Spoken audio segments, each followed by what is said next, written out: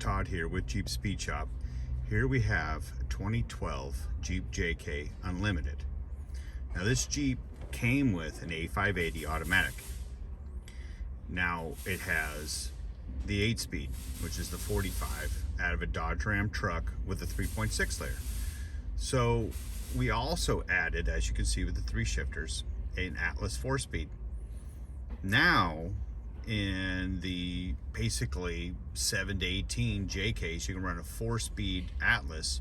It's the biggest deal with the 12 to 18 JKs because you can't run a 4-speed Atlas with the NAG1 because of the output speed sensors.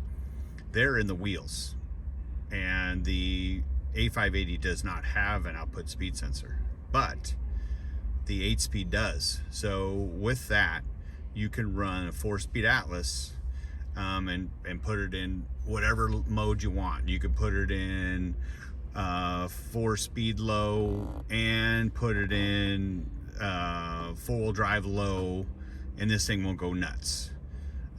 Now it's a lot of gear because you got 4.7 1-to-1 first, and then you got low, and then you got 4.3. So it's 4.3, 2.72, and 4.71. A lot of numbers, man. So it's a lot of gear, and this guy wanted it because he goes in the snow. He's like, he needs ultra low gears, and so this is the best scenario.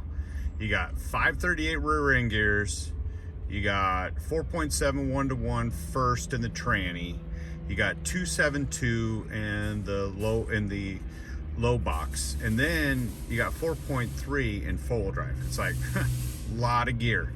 So first time that I know a 4-speed Atlas in a Jeep JK with an 8-speed and a 3.6 liter. So just a quick video on this. It's kind of a big deal, I think, if you want to run an Atlas and in a JK 12 to 18s.